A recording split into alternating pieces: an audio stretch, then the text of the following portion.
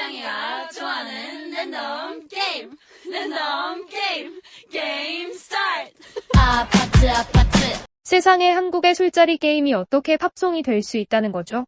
최근 음악계를 강타한 로제의 아파트가 만들어낸 놀라운 현상입니다. 단순한 손바닥치기 게임이 글로벌 히트송이 되어 빌보드를 휩쓸고 유튜브에서는 5일 만에 1억 뷰를 돌파했죠. 특히 이 곡의 배경이 된 한국의 아파트 게임을 따라하는 영상들이 틱톡과 인스타그램에서 폭발적으로 늘어나고 있다고 합니다. 심지어 미국의 유명 클럽들에서는 아파트 게임 나이트라는 이벤트까지 생겨났다고 하네요. 오늘은 이 현상을 가장 가까이서 지켜보며 한국 문화의 세계화 현장을 생생히 기록해온 뉴욕의 한 음악평론가의 놀라운 이야기를 들려드리겠습니다. 안녕하세요. 저는 뉴욕타임즈에서 20년째 음악평론가로 일하고 있는 사라입니다. 클래식부터 팝까지 장르를 가리지 않고 음악을 평가해온 제가 이런 말을 하게 될 줄은 정말 꿈에도 몰랐네요. 세상에 한국의 술자리 게임이 어떻게 팝송이 될 수 있다는 거죠? 그날도 평소처럼 맨해튼의 아침 햇살을 받으며 다음 리뷰곡을 고르고 있었어요. 창밖으로는 노란 택시들이 분주히 오가고 피터 편집장의 책상에서는 늘 그렇게 커피 향이 풍겨오고 있었죠. 편집장은 제게 특별한 제안을 했습니다.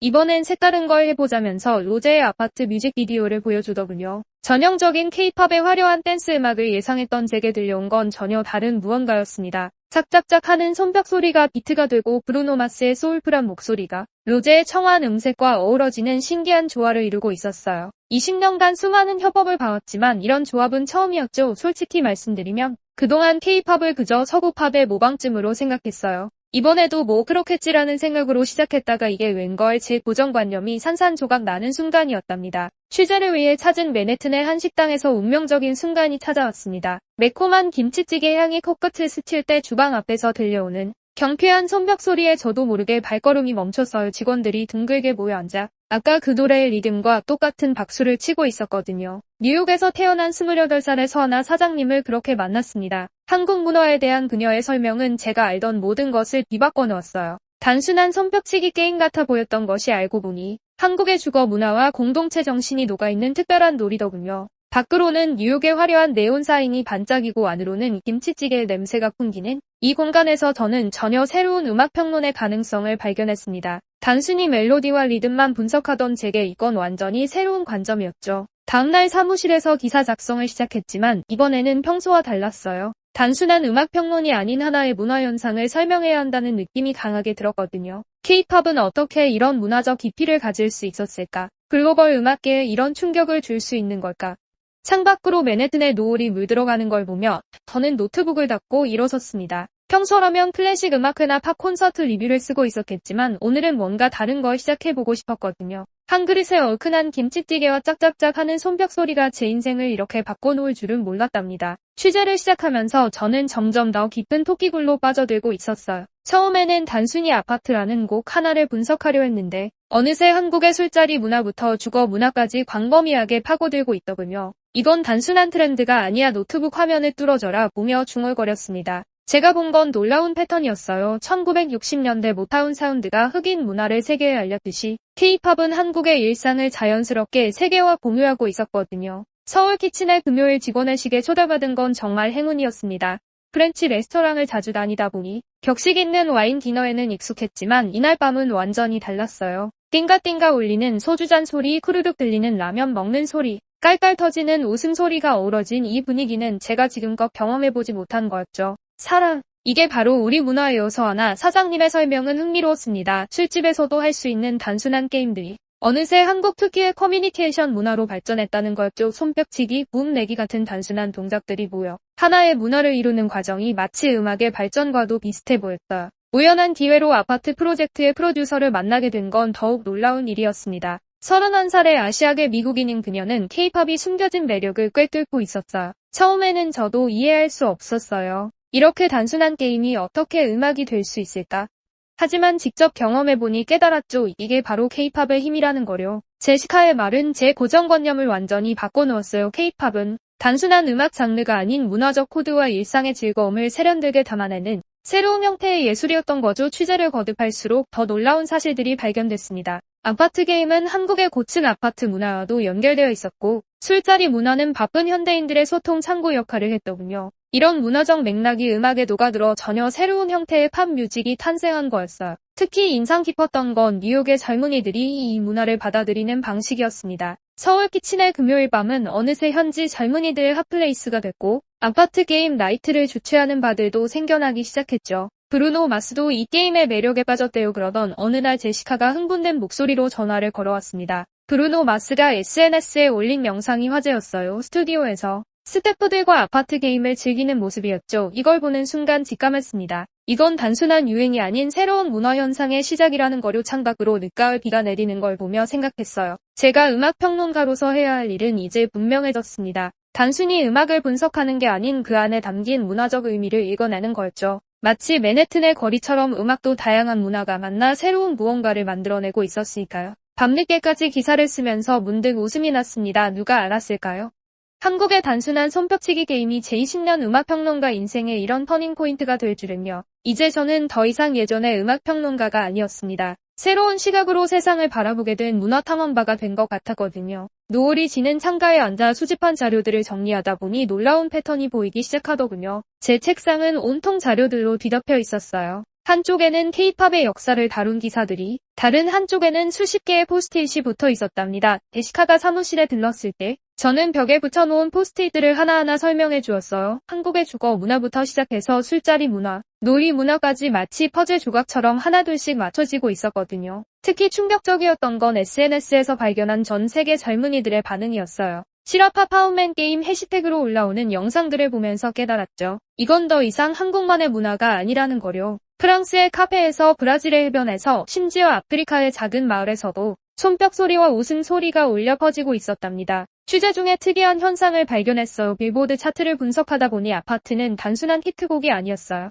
40개국 차트 1위라는 숫자 너머에 더 중요한 무언가가 있었습니다. 바로 문화적 공감대였죠. 이제 좀 이해가 되시나요? 제시카의 질문에 고개를 끄덕이며 저는 지난 20년간의 제 음악 평론 인생을 돌아보게 됐어요. 제가 얼마나 좁은 시각으로 음악을 바라보고 있었는지 깨달았거든요. 음악은 단순한 소리의 조합이 아니었어요. 그건 문화였고 소통이었고 공감이었죠. 취재를 위해 참석한 뉴욕 한인회 행사에서는 더 놀라운 광경을 목격했답니다. 교포 2세들과 현지 미국인들이 함께 어울려 아파트 게임을 하는 모습이었죠. 언어도 문화도 달랐지만 게임이 시작되자 모두가 하나가 되는 듯 했어요. 체급 차이가 있는 복싱 선수들처럼 K-팝은 자신만의 독특한 전략으로 세계 음악 시장에서 승부를 걸고 있었습니다. 화려한 퍼포먼스나 강렬한 비트가 아닌 일상의 소소한 즐거움을 무기로 삼은 거죠. 그리고 그 전략은 놀랍게도 통하고 있었어요. 사라 지금 브루노 마스 인터뷰 영상 보셨어요? 편집장의 말에 모니터를 봤더니 브루노 마스가 진행자와 즐겁게 아파트 게임을 하고 있었어요. 그가 인터뷰에서 한 말이 특히 인상적이었습니다. 이건 단순한 게임이 아니에요. 우리가 잃어버린 순수한 즐거움이죠. 함께 웃고 함께 즐기는 그런 걸. 차가운 가을비가 내리는 밤 서울 키친에서 마주한 광경은 제 기사의 방향을 결정짓게 했어요. 현지 대학생들이 자발적으로 모여 아파트 게임 나이트를 즐기고 있었거든요. 그들에게 이건 더 이상 한국의 게임이 아닌 우리의 문화가 되어 있었죠. 노트북을 펼쳐 기사를 쓰기 시작해서 이번엔 평소와는 다른 관점으로요. 단순한 음악 평론이 아닌 문화의 힘과 소통의 가치를 이야기하고 싶었거든요. 뉴욕의 늦가을 하늘 아래 저는 드디어 제가 찾던 진짜 이야기를 발견한 것 같았습니다. 그리고 그 이야기의 중심에는 단순하지만 특별한 손뼉 소리가 울리고 있었죠. 저의 아파트 기사가 뉴욕타임즈 온라인판에서 화제가 되던 그때 일본의 유명 음악 저널 제이사운드에서 도발적인 기사가 하나 실렸어요. 단순한 게임이 음악이 될 수 있나? K-팝의 호상을 벗기다라는 제목이었죠. 그런데 이게 웬걸. 오히려 이 기사 덕분에 아파트는 더 큰 주목을 받게 됐습니다. 유명한 음악평론가 다카하시 켄지는 미카루 오타다와 저스트 비버의 2017년 협업곡을 예로 들며 동서양의 문화적 결합은 한계가 있다고 주장했지만 현실은 정반대로 흘러가고 있었거든요. 이건 단순한 콜라보레이션과는 달라요. 제시카의 말처럼 아파트는 단순한 음악적 협업이 아니었어요. 그래서 저는 바로 답변 기사를 썼죠. 왜 아파트는 성공했나 문화가 된 K-팝이라는 제목으로. 제가 주목한 건 서울 키친에서 매일 밤 벌어지는 광경이었어요. 평범한 뉴요커들이 자연스럽게 한국의 놀이 문화를 받아들이고 즐기는 모습이어 K-팝을 들으며 게임을 하고 그러다 술자리 게임을 배우고 한국식 회식 문화에 관심을 갖게 되는 과정이 정말 흥미로웠거든요. 사라 요즘 우리 가게가 많이 달라졌죠. 서하나 사장님의 말씀처럼 서울 키친의 분위기는 확실히 달라져 있었어요. 예전에는 주로 한인들이나 아시아계 손님들이 많았는데 이제는 다양한 인종의 젊은이들 가득했죠. 특히 금요일 저녁이 피크였어요. 음악 차트의 변화도 놀라웠습니다. 스포티파이 글로벌 차트에서 아파트는 40개국 1위를 기록했고 브루노 마스의 SNS는 한국 문화 관련 콘텐츠로 가득 찼어요. 특히 그가 태극기를 들고 아파트 게임을 하는 영상이 화제가 되면서 미국 내 K-팝의 위상은 더욱 높아졌답니다. 특히 놀라웠던 건 이 성공이 대규모 프로모션 없이 이뤄졌다는 점이었죠. SNS를 통해 자연스럽게 퍼져나간 입소문의 힘이었답니다. 이제 보니 한국 문화에는 뭔가 특별한 게 있어요. 피터 편집장의 말에 고개를 끄덕였어요. 한국 문화의 특별함은 바로 일상의 즐거움을 누구나 공감할 수 있는 방식으로 풀어내는 데 있었거든요. 아파트 게임은 그저 손뼉치기였지만 그 안에는 함께하는 즐거움이 담겨 있었죠. 제 답변 기사는 예상 밖의 반향을 일으켰어요. 특히 SNS에서 샵 에브리데이 카우츄에라는 해시태그가 트렌드가 됐죠. 전 세계 사람들이 자신들만의 방식으로 한국 문화를 즐기는 모습을 공유하기 시작한 거예요. 다음은 어떤 관점으로 쓰실 건가요? 피터 편집장의 질문에 저는 잠시 생각에 잠겼어요. 이제 겨우 시작이었거든요. 아파트를 통해 발견한 한국 문화의 특별함, 그리고 그것이 어떻게 세계인들의 일상에 스며드는지 그 이야기를 계속 들려주고 싶었답니다. 저의 아파트 기사가 뉴욕타임즈에서 큰 반향을 일으키던 날, 또 다른 특별한 소식이 들려왔어요. 롤링스톤에서 K-팝 특집 기사를 의뢰해왔다는 거였죠. 사라, 이번에는 정말 대단한 기회예요. 편집장의 말에 수긍하며 저는 지난 몇 주간 모아둔 자료들을 다시 한번 펼쳐보았습니다. 특히 흥미로웠던 건 아파트와 비슷한 시도를 했던 다른 아시아 가수들의 사례였어요. 일본의 국민 아이돌 그룹 아라시는 4년 전 무려 70억 원이라는 거액을 들여 브루노 마스와 작업했다고 해요. 하지만 결과는 처참했죠. 미국 아이튠즈 차트 53위를 찍고 하루 만에 차트에서 사라져버렸거든요. 영어 발음이 너무 어색했고 문화적 맥락도 전혀 녹아들지 않았답니다. 이게 바로 차이점이에요. 제 동료 제니퍼의 말처럼 아파트는 달랐어요. 한국어와 영어를 자연스럽게 섞으면서도 게임이라는 문화적 요소를 음악에 녹여냈거든요. 브루노 마스도 이 점을 높이 평가했다고 하더라고요. 단순한 음악이 아닌 하나의 문화현상이 된 거죠. 보그에서는 로제의 소맥 메이킹 영상을 특별히 제작했어요. 한국의 술 문화를 소개하는 영상이었는데 이게 또 대박이 났죠. 패션 매거진이 음주 문화를 다룬다는 게 파격적이었지만 그만큼 한국 문화에 대한 관심이 뜨거웠던 거예요. 우리가 지금 역사적인 순간을 목격하고 있는 걸까요? 제 질문에 음반 프로듀서들은 고개를 끄덕였어요. K-팝이 이제는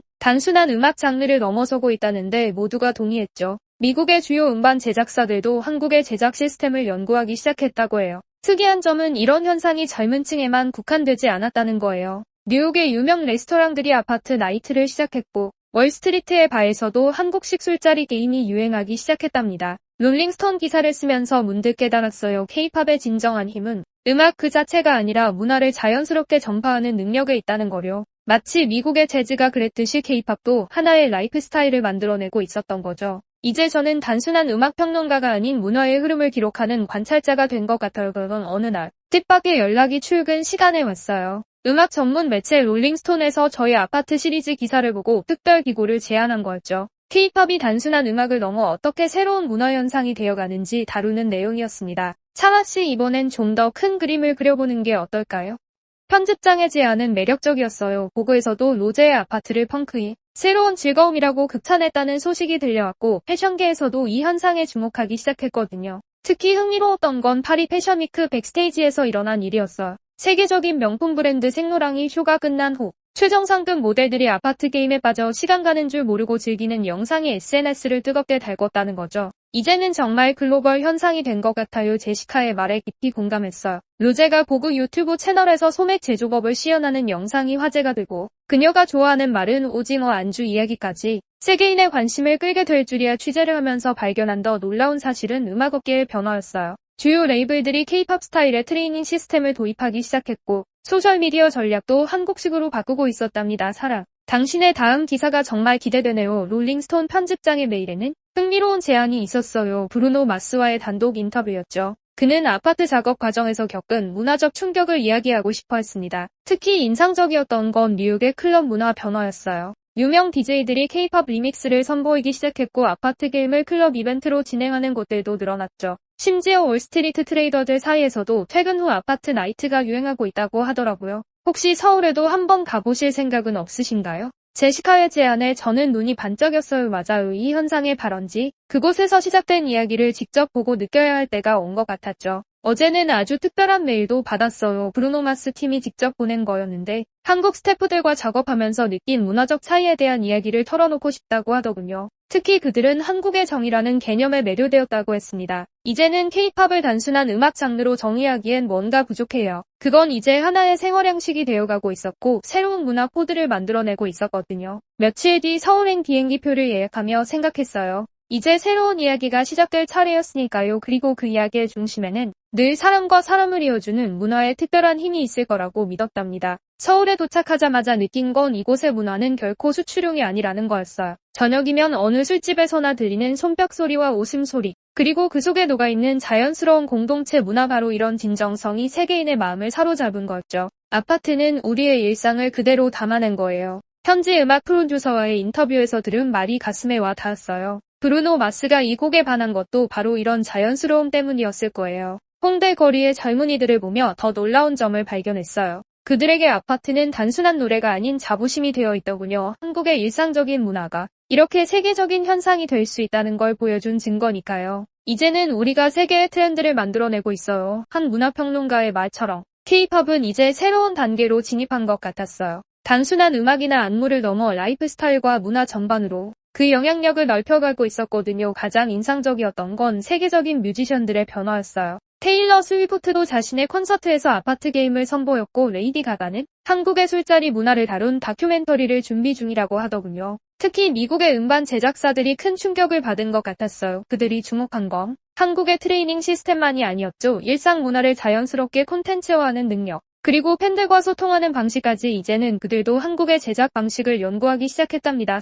이건 정말 새로운 시대의 시작인 것 같아요. 제시카의 말에 크게 공감했어요. 이제는 팝스타들이 먼저 한국 가수들에게 협업을 제안하고 한국의 제작사들이 글로벌 음악 시장의 새로운 기준을 제시하고 있었으니까요. 국내 최대 연예 기획사의 회장님과 인터뷰할 기회도 있었는데 그분의 말씀이 특히 인상적이었어요. 우리는 단순히 음악을 파는 게 아닙니다. 한국인의 감성과 일상, 그리고 우리만의 특별한 문화를 세계와 나누는 거죠. 서울의 밤거리를 걸으며 취재 노트를 정리하던 중 문득 깨달음이 찾아왔어요. K-팝의 진정한 힘은 음악성이나 퍼포먼스가 아닌 문화를 자연스럽게 전달하는 능력이 있었던 거죠. 롤링스톤 기사의 마지막 문장을 쓰면서 저는 새로운 확신을 갖게 됐어요. 이제 음악 평론가로서 저의 역할도 달라져야 한다는 거죠. 단순히 음악만 보는 게 아니라 그 안에 담긴 문화적 의미와 시대적 가치를 읽어내는 것, 그게 바로 제가 해야 할 일이었답니다. 뉴욕으로 돌아온 뒤 제 책상에는 여전히 서울에서 가져온 취재 노트가 놓여 있었죠. 그러던 어느 날 피터 편집장으로부터 연락이 왔어요. 제게 제안한 건 뉴욕타임즈의 새로운 코너였어요. 컬처럴 웨이브, K컬처 리포트, 한국 문화를 전문적으로 다루는 고정 칼럼이었죠. 그동안의 제 기사들이 엄청난 반응을 얻었다면서 이제는 더 깊이 있는 이야기를 써보자고 하더군요. 흥미로운 건 음악 업계의 변화였어요. 유명 레이블들이 앞다투어 한국의 제작사들과 파트너십을 맺기 시작했고 미국의 음악 학교들은 K-팝 트레이닝 시스템을 연구하기 시작했답니다. 누가 생각이나 했을까요?